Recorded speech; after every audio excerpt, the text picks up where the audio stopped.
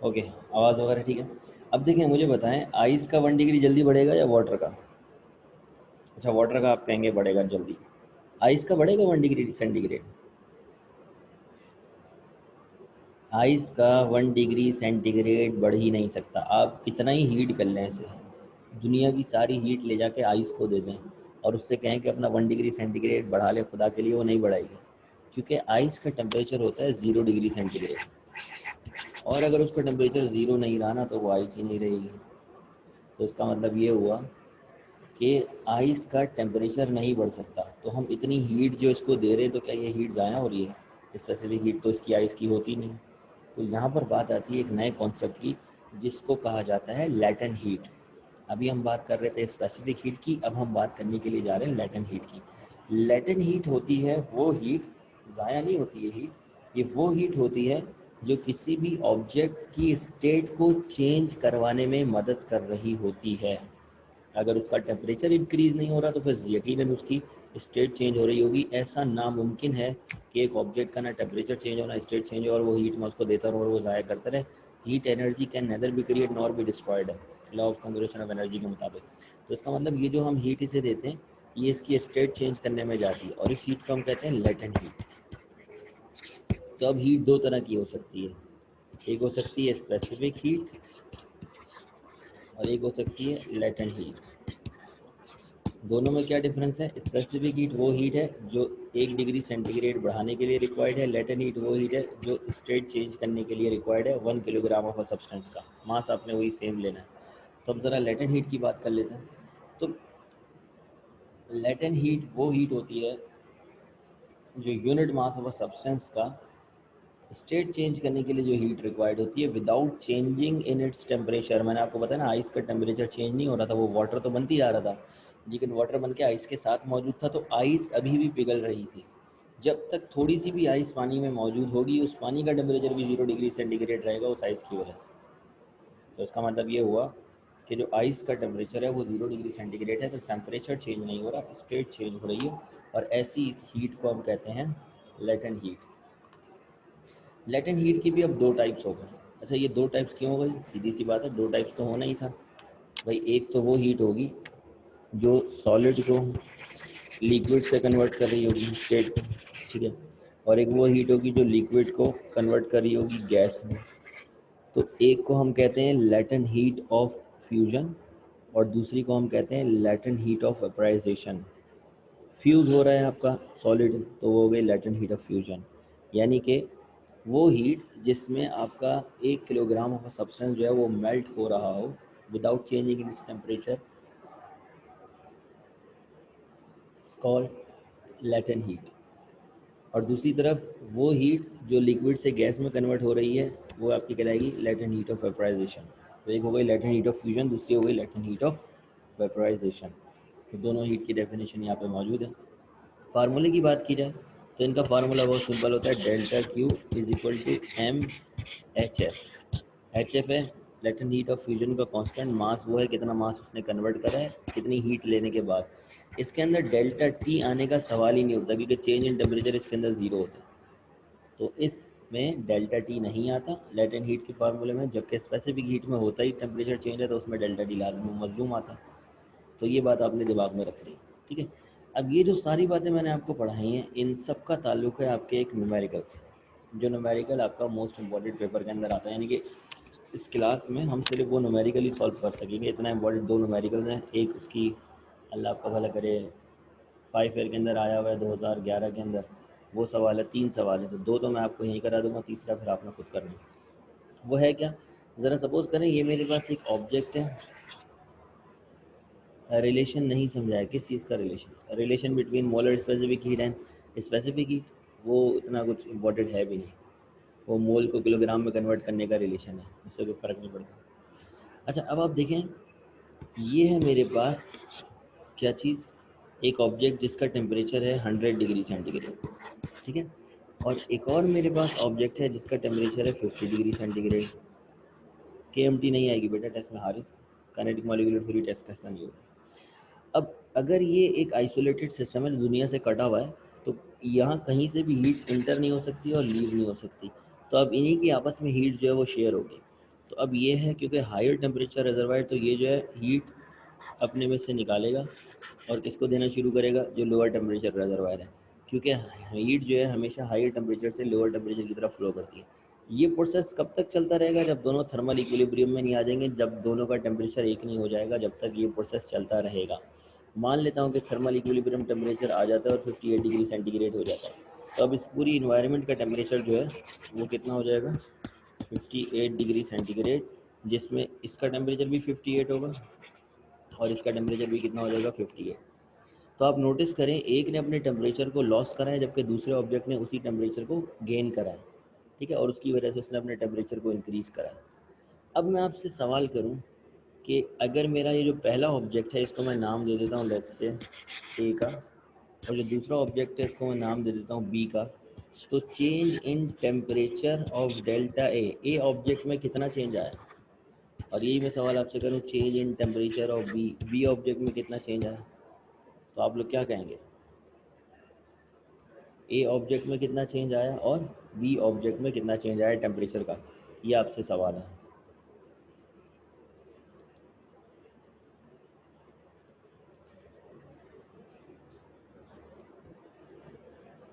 अच्छा जी, हसनैन ने बताया है कि ए में 42 डिग्री का चेंज आया है, ठीक है जी, और बी के बारे में क्या ख्याल है, बी में 8 डिग्री का चेंज आया, ठीक है। अच्छा, आपने दोनों में से एक भी नेगेटिव नहीं बताया, आपने दोनों पॉजिटिव बताया, ये बात आपने नोटिस करी, क्योंकि जब हम टेम्परेचर की चेंज की बात करते हैं तो वो हमेशा पॉजिटिव ही लिया जाता है, इंक्रीज़ हो डिक्रीज़ हो उससे कोई फ़र्क नहीं पड़ता। किसी ने भी नेगेटिव नहीं बताया तो इसका मतलब टेम्परेचर का डिफरेंस नेगेटिव नहीं हो सकता, ठीक है जी, बस वो ये होता है कि कितना चेंज आया, बस हमने ये शेयर करना है।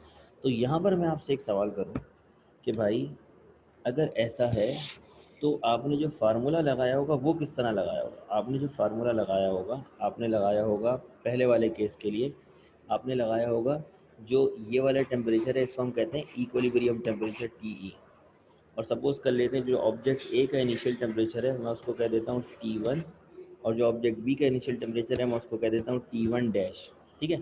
तो जब आपने डेल्टा TA निकाला होगा तो किसको किस में से माइनस किया होगा, हमेशा ज़्यादा वाले को कम से माइनस किया जाता है, तो आपने T1 को माइनस किया होगा TE से, इक्विलिब्रियम टेम्परेचर से, और दूसरी तरफ आपने TE को माइनस किया होगा किससे, T1 डैश से। तो ये जो डिफरेंस है ना, ये आपने समझना है, कब TE माइनस T1 डैश करेंगे और कब T1 माइनस TE करेंगे, ये डिपेंड करता है कि हमेशा टेम्परेचर डिफरेंस हम हाइयर से लोअर की तरफ जाते हैं तो हम हमेशा जो हाई वैल्यू होगी उसकी लो से सब्ट्रैक्ट करेंगे, ठीक है जी। ये बात समझाने के लिए यहाँ मैंने आपसे माइनस करवाया था, ठीक है, समझ में आ गई ये बात। अच्छा, दूसरी बात जो आपने समझनी है बहुत ही अहम, वो ये है कि एक लॉ कहलाता है जिसको हम कहते हैं लॉ ऑफ हीट एक्सचेंज। उस लॉ के मुताबिक अगर इन्वायरमेंट में कहीं हीट मौजूद है, ठीक है, तो हीट अगर कोई ऑब्जेक्ट लॉस करेगा तो लाजमी सी बात है वही हीट कहीं और गेन हो रही होगी, अगर आपका एक आइडियल सिस्टम है तो heat loss by the objects is equal to heat gain by the object. अब उससे वो अपना टेम्परेचर चेंज करे या अपनी स्टेट चेंज करे, ये हम बात नहीं कर रहे, लेकिन हम ये बोल रहे कि हीट जितनी लॉस होगी पहले ऑब्जेक्ट से उतनी सेकंड ऑब्जेक्ट में गेन होगी। तो मैं कह सकता हूँ delta Q1 is equal to delta Q2। अब ऐसा भी हो सकता है एक ऑब्जेक्ट हीट लॉस कर रहा है और दो ऑब्जेक्ट हीट गेन कर रहे हैं, ये तो वन ऑन वन की सिचुएशन है, वन लॉस कर रहा है और वन गेन कर रहा है। अगर मैं आपसे कहूँ मेरे पास दो ऑब्जेक्ट है जो हीट एब्जॉर्ब कर रहे हैं जबकि एक ऑब्जेक्ट जो है वो हीट लॉस कर रहा है, तो फिर सिचुएशन हो जाएगी delta Q1 is equal to delta Q2 plus delta Q3, यानी कि ये जो हीट दे रहा है ये दो हिस्सों में डिवाइड होगी, एक Q2 को मिलेगी और एक Q3 को मिलेगी। जब आप सम करेंगे तो पता चलेगा कि इसने कितनी हीट लॉस करी है, यानी कि पूरी आप अगर 2 को देखने लगेंगे 3 को भूल जाएंगे तो फिर क्या मसला आएगा, आपका इक्वल जवाब नहीं आएगा। वो इक्वल इसलिए नहीं आएगा जो 3 वाली हीट है वो आपने इग्नोर कर दी। तो यहाँ पे 1 जो है वो लॉस कर रहा है जबकि 2 जो है वो गेन कर रहा है।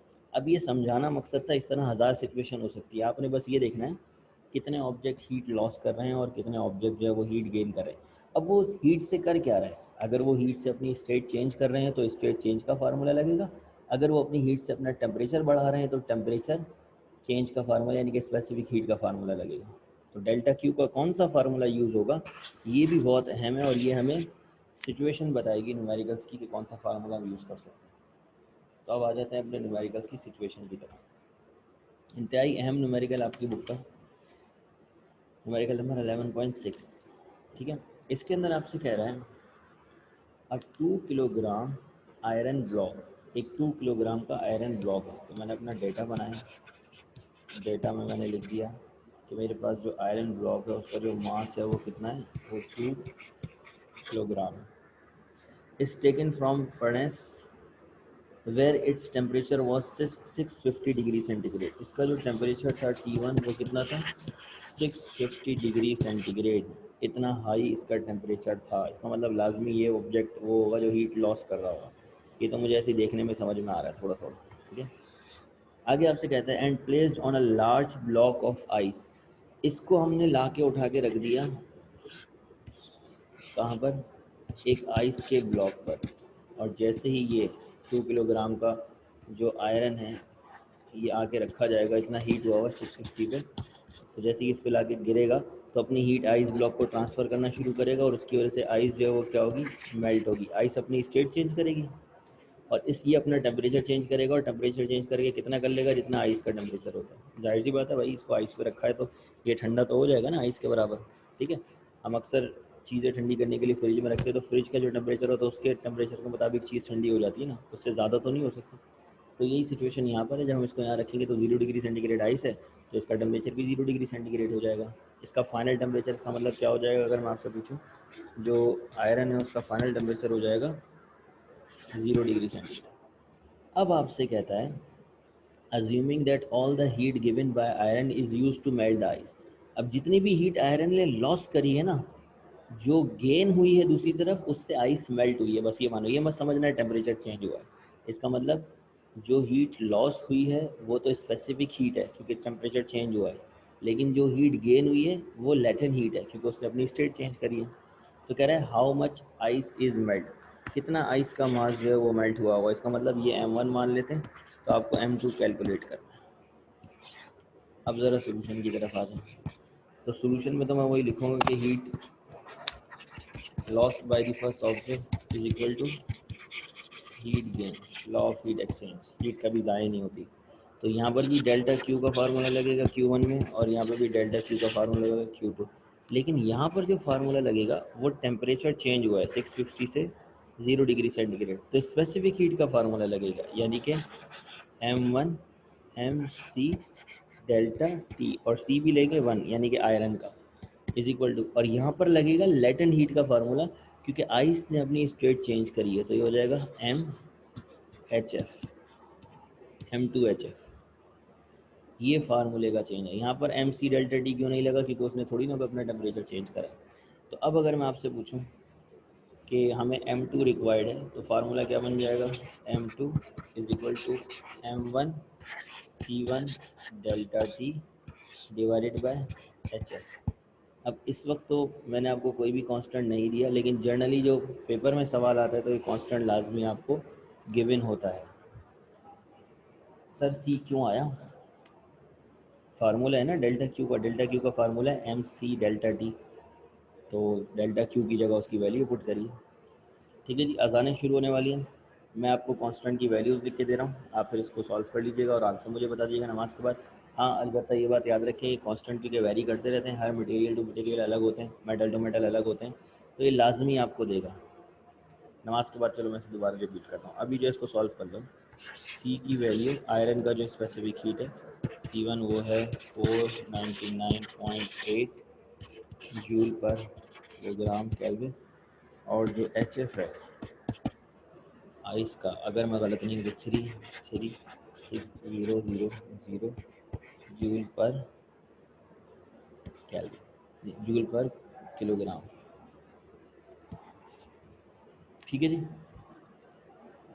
ये वैल्यूज़ हैं, सॉल्व करके आप अपना फार्मूला जो है उसके बाद से आप आंसर चेक करें, वेरीफाई करें 1.93 आ रहा है या नहीं। इसका आंसर जो है आपके पास आएगा 1.93 किलोग्राम। फिर वापसी आके इंशाल्लाह मैं इस न्यूमेरिकल को रिकॉल करता हूँ, ठीक है।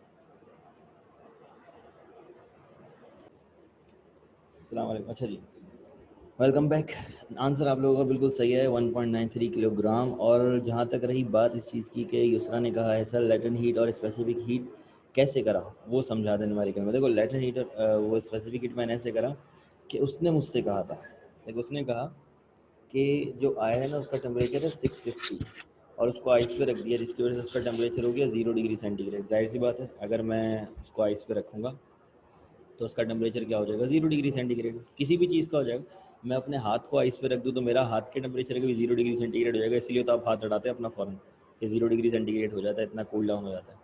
तो यहाँ पर हुआ है टेम्परेचर चेंज, जहाँ टेम्परेचर चेंज होता है वहाँ पे लगता है स्पेसिफिक हीट का फार्मूला।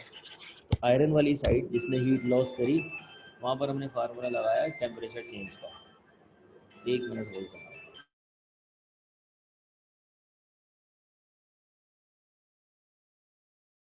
अच्छा जी, अब हम चलते हैं अगली न्यूमेरिकल की तरफ जो कि आपका बुक की एग्जाम्पल है। इस एग्जाम्पल में हमसे कहा जा रहा है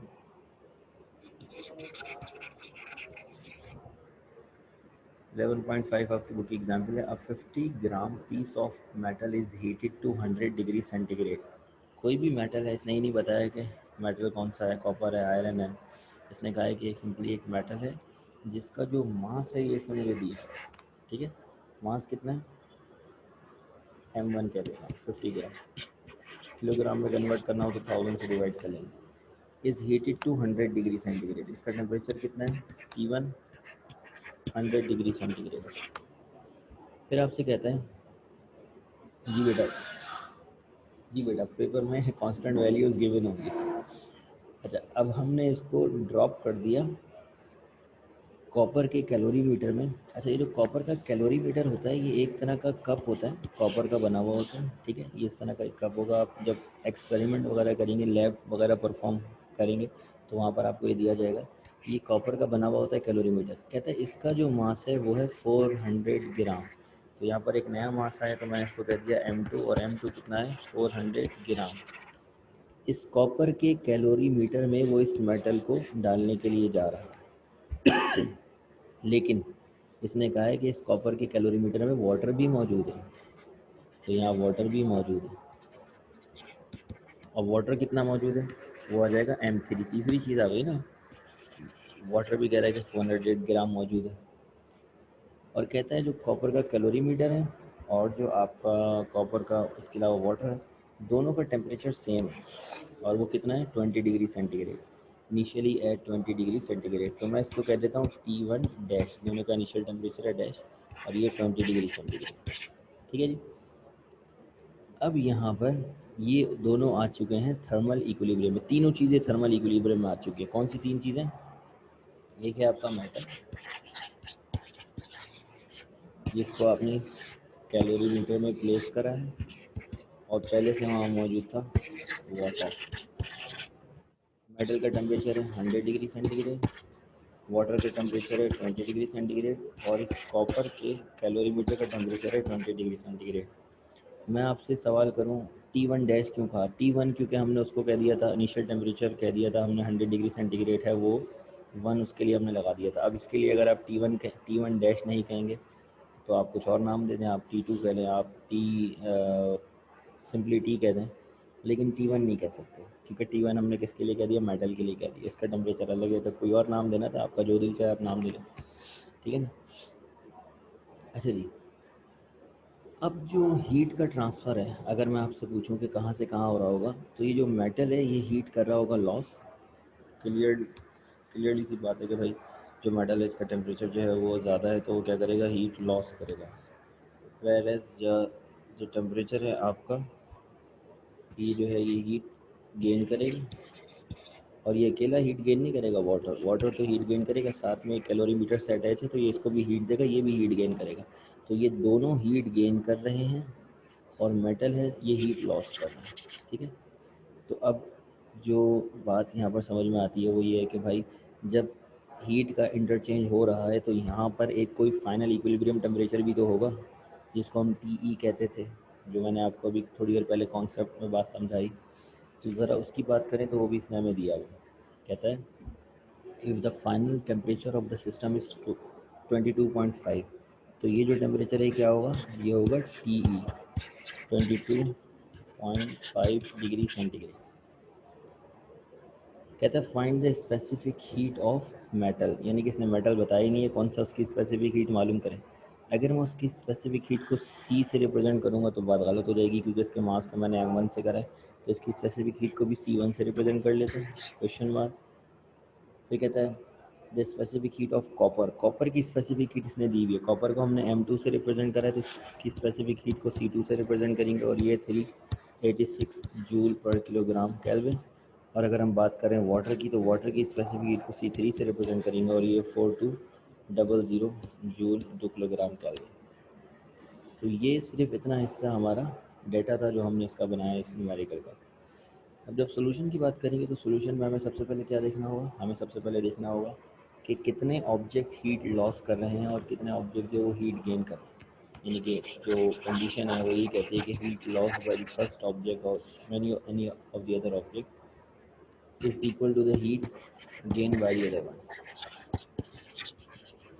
अब लेट्स सपोज वहाँ पर एक ऑब्जेक्ट मौजूद होता तो वो हीट गेन करता, दो ऑब्जेक्ट मौजूद होते दो ऑब्जेक्ट हीट गेन करते, लेकिन यहाँ पर जो एक ऑब्जेक्ट है आपका मेटल वो हीट लॉस कर रहा है, तो यहाँ पर आएगा डेल्टा Q1।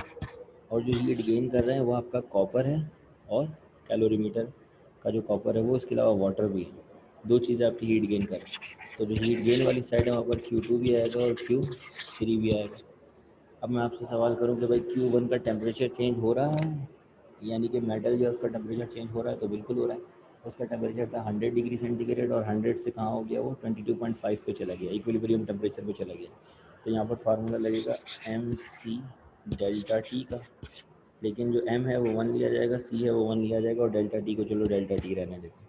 दूसरी तरफ अगर डेल्टा Q2 की बात करें तो यहाँ पर बात हो रही है किसकी, कॉपर की, तो इसका फार्मूला भी लगेगा MC डेल्टा टी, क्योंकि इसका भी टेम्परेचर चेंज हो रहा है, 20 से 22.5 हो रहा है, लेकिन मास इसका M2 है, स्पेसिफिक हीट इसकी C2 है, और डेल्टा टी इसका अलग होगा इसके मुकाबले में।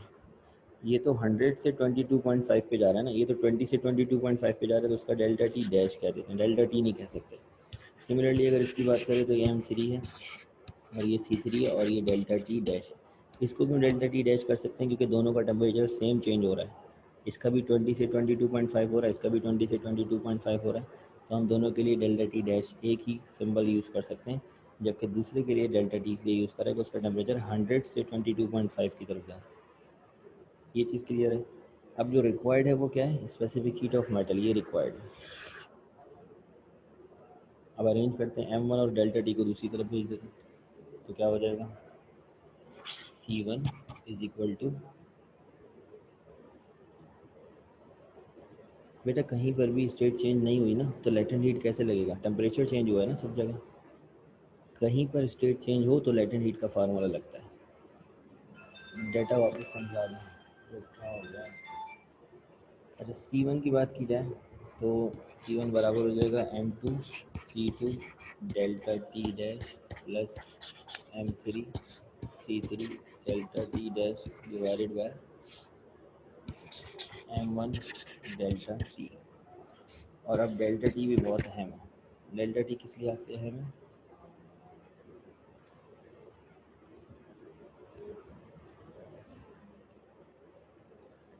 डेल्टा टी आपका इस लिहाज से अहम है कि डेल्टा टी जब हम बात कर रहे हैं कॉपर की और वाटर की, तो उसका टेम्परेचर जो है वो क्या हो रहा है, बढ़ रहा है या कम हो रहा है, तो आप देख लेंगे 20 से 22.5 हो रहा है, बढ़ रहा है, तो इक्विलिब्रियम टेम्परेचर ज़्यादा है और उनका इनिशियल टेम्परेचर कम है, तो TE माइनस T1 डैश करें।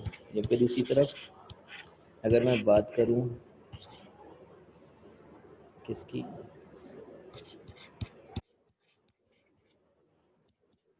अगर मैं बात करूं उस मेटल की जो हीट को ट्रांसफ़र कर रहा था, तो उसका इनिशियल टेम्परेचर ज़्यादा था, बाद में कम हो गया, तो T1 ज़्यादा था, और बाद वाला TE जो इक्विलिब्रियम है वो कम था, तो T1 माइनस TE करिए।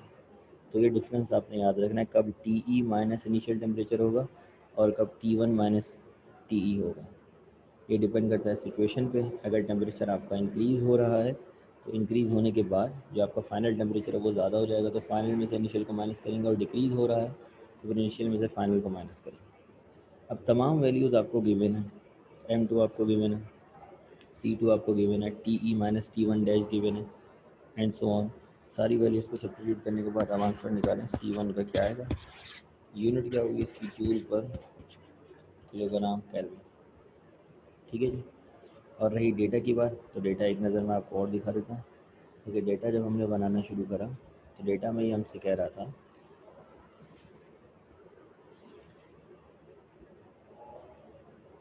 ये कहीं नहीं लिखा इंक्रीज हो रहा है टेम्परेचर।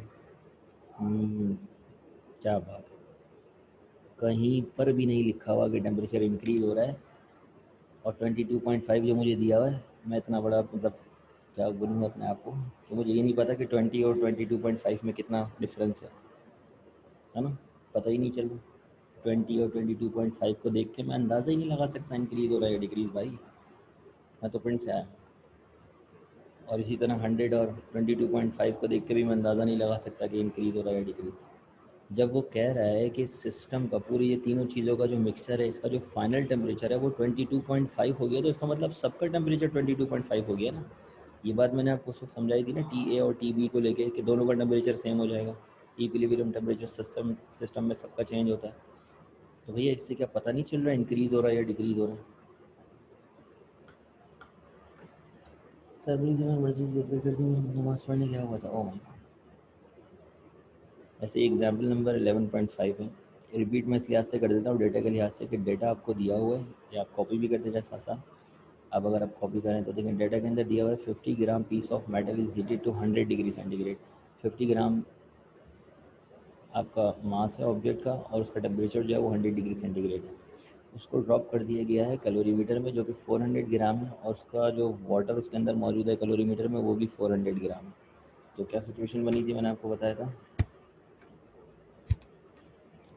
कि ये आपका कैलोरीमीटर है, इसके अंदर ये वाटर है, और इसको मैंने प्लेस कर दिया है किसमें, इस मेटल को, जिसका टेम्परेचर जो है वो 100 डिग्री सेंटीग्रेड था।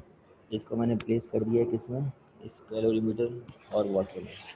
अब ये हीट लॉस करेगा मेटल, और ये जो वाटर है जिसका टेम्परेचर 20 डिग्री सेंटीग्रेड है, और कॉपर है जिसका टेम्परेचर 20 डिग्री सेंटीग्रेड है, ये दोनों हीट को गेन करेंगे।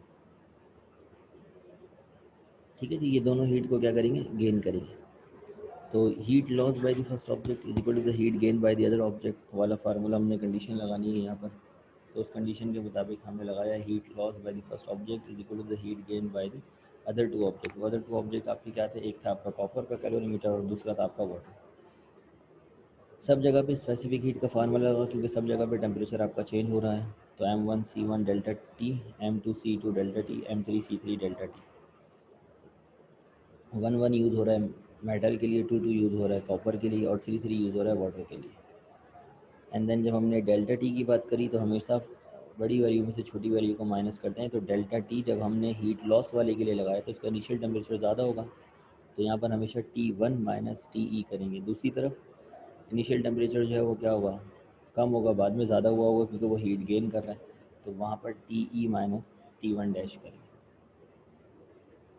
ये सब करने के बाद आपने तमाम वैल्यूज़ जो है, जो फार्मूला अरेंज करके मैंने आपको सामने दिखाया है, इसके अंदर प्लेस करनी थी, और उसके बाद आपका फाइनल आंसर आ जाना था, जो कि आयशा का आ रहा है 1134, हारिस का आ रहा है 1183, अब्दुल्ला का आ रहा है 295.14, मतलब सबका अपनी मर्ज़ी का आंसर आ रहा है।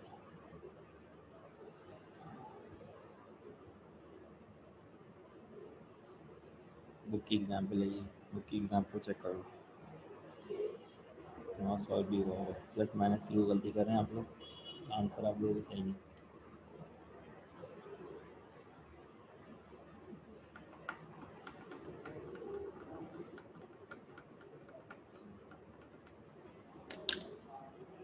बहुत तरीके से हमारा तो आंसर ये साल आ रहा है 1134, तो समझ में आ रहा है।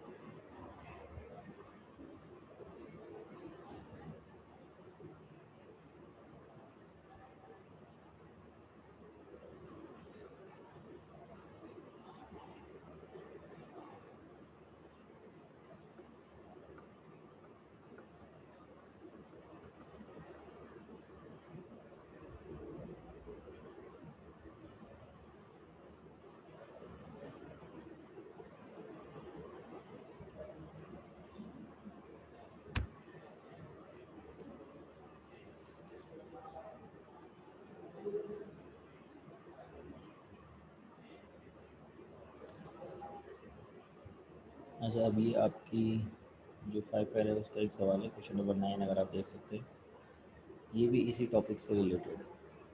टोटल 3 तरह के सवाल थे, तो दो तो मैंने आपको ऑलरेडी करा दिए, तीसरा भी मैंने आपको दिखा दिया। आपने करना ये है कि इस वाले सवाल को भी देख लें, अगर कोई मसला मसाइल हो तो डिस्कस कर लें। इसका एक्चुअल में डेटा बनाना टारगेट है, अगर आपने डेटा बना लिया आराम से तो फिर पॉसिबल है कि ये सवाल भी आप सॉल्व कर सकते। ये सवाल डेटा के एतबार से मैं चीज़ अगर आपको गाइड कर दूँ तो देखिए 200 gram of peace of metal है, जिसको हीट करना है 150 डिग्री सेंटीग्रेड पे, बिल्कुल वही सिचुएशन है जो आपको पिछले न्यूमेरिकल मैंने बताई थी।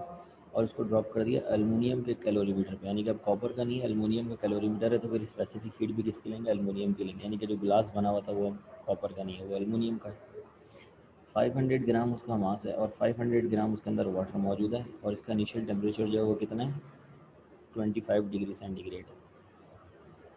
कहता है find the final equilibrium temperature of the system. इसने इस बार इक्विलिब्रियम टेम्परेचर ही नहीं दिया कि मिक्स होने के बाद इनका टेम्परेचर कितना हो जाएगा, तो टी ई जो है वो रिक्वायर्ड में चला गया।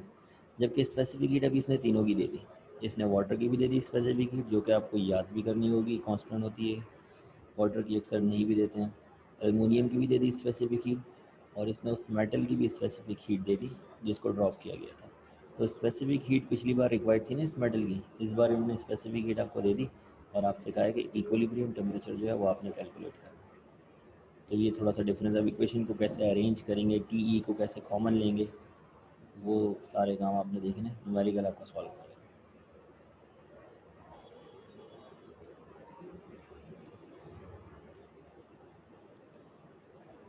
ठीक है, इस बार ये गिवन नहीं है, इस बार ये रिक्वायर्ड है, और इस बार ये गिवन है C1, बस ये अलग है। 11.3468 सही आंसर, हाँ स्नैप सही कह रहे हो। सर टेस्ट में सिर्फ ये दो न्यूमेरिकल हाँ लेना आज के टॉपिक से, जी बिल्कुल, आज के टॉपिक के जो न्यूमेरिकल है वो मोस्ट इम्पॉर्टेंट थे, जो थ्योरी है वो इतनी इम्पॉर्टेंट नहीं है, वो पेपर में भी नहीं आती, नहीं।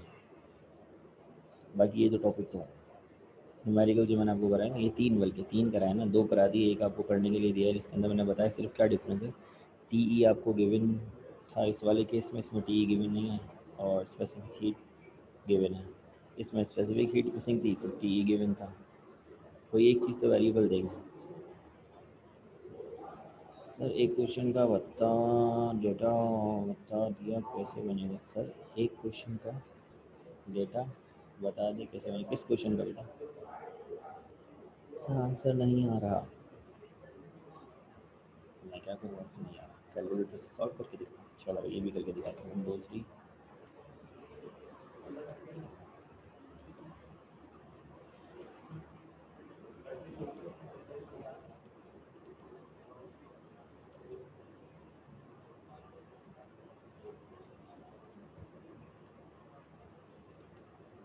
हाँ जी, कैलकुलेटर शेयर हो रहा है,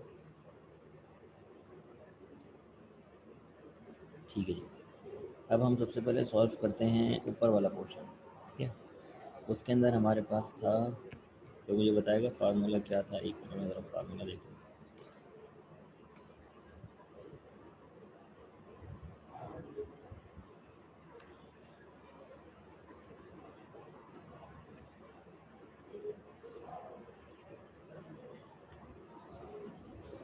हाँ जी, तो फार्मूले के मुताबिक, सर वो वाला असाइनमेंट के क्वेश्चन सॉल्व करवा दें, कौन सा वाला असाइनमेंट के क्वेश्चन? इस फार्मूले के अंदर मैं तमाम वैल्यूज़ को फिट करने के लिए जा रहा हूँ, कहीं गलती करूँ तो आप मुझे बता दीजिए, ठीक है।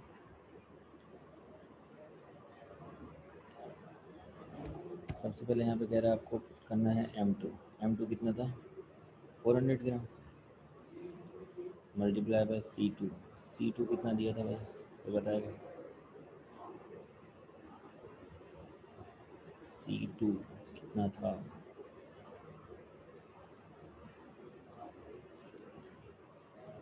386, तो 386 C2 आ गया।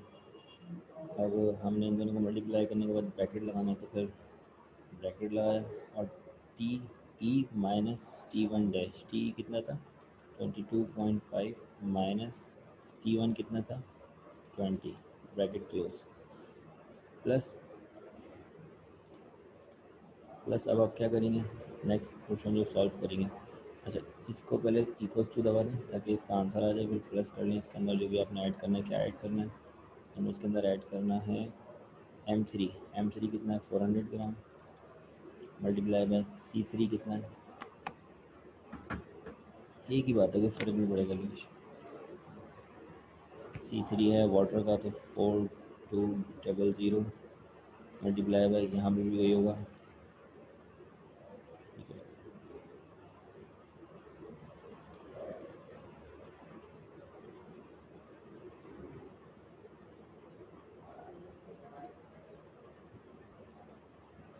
और यहाँ पर भी वही होगा, TE यानी कि 22.5 minus 20 bracket close equals to, ये आंसर आ गया आपका टोटल। अब इसको डिवाइड किससे करना है, अब इसको डिवाइड करना है M1।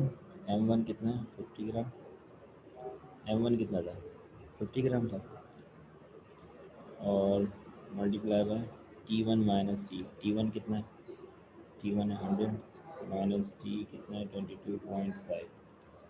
अगर मैंने कोई गलती नहीं करी है तो आंसर आपका ये आ जाएगा 1183.48।